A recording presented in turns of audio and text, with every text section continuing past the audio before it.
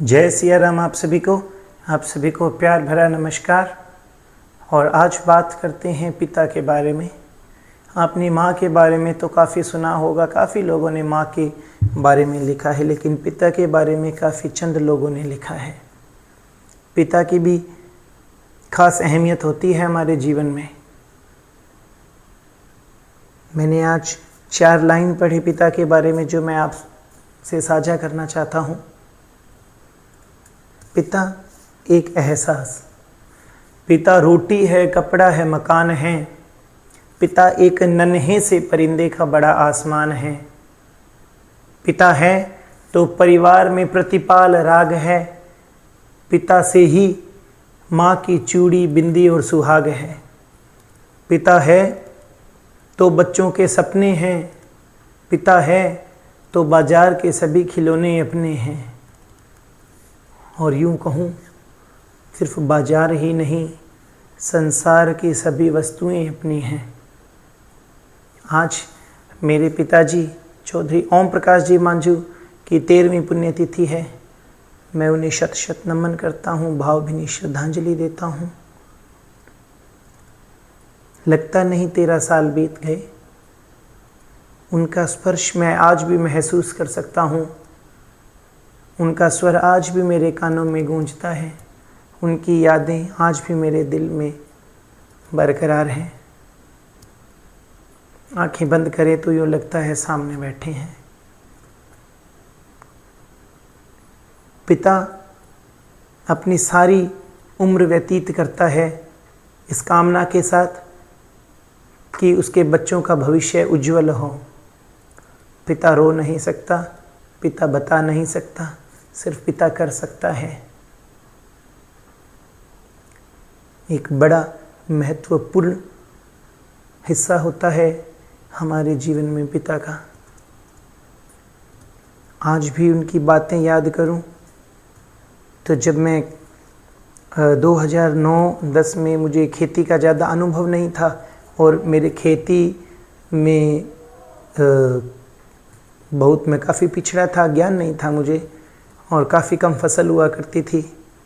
तो जब मैं उन्हें बताता कि अब की बार तो गेहूं कम हुई है, तो उनका जवाब हुआ करता था, कोई बात नहीं, तूने कौन सी किसी को देनी है तो तेरी ही ना। लेकिन उनके जाने के बाद मैंने कभी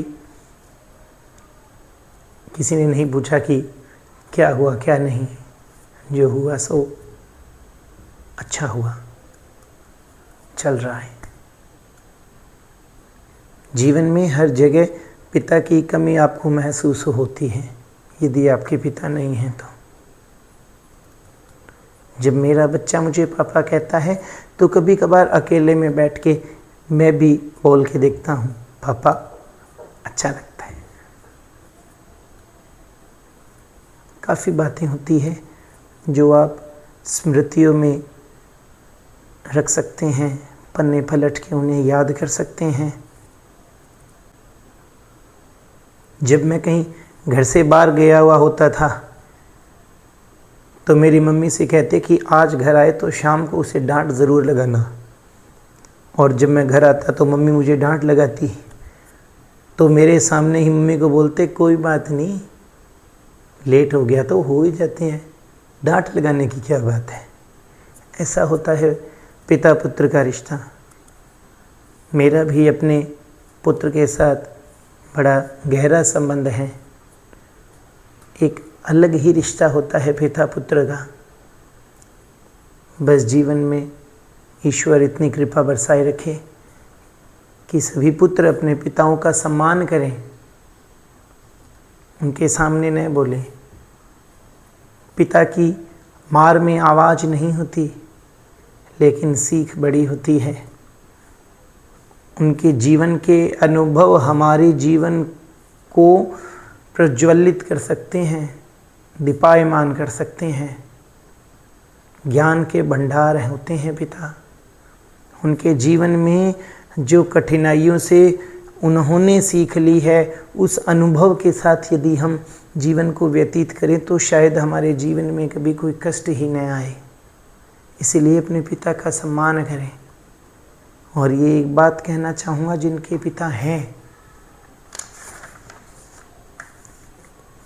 मैं जानता हूँ अगर मेरा वक्त बिगड़ जाएगा, अगर मेरे पैरों में दुख का कांटा गड़ जाएगा, कोई है जो मेरे लिए भगवान से भी लड़ जाएगा।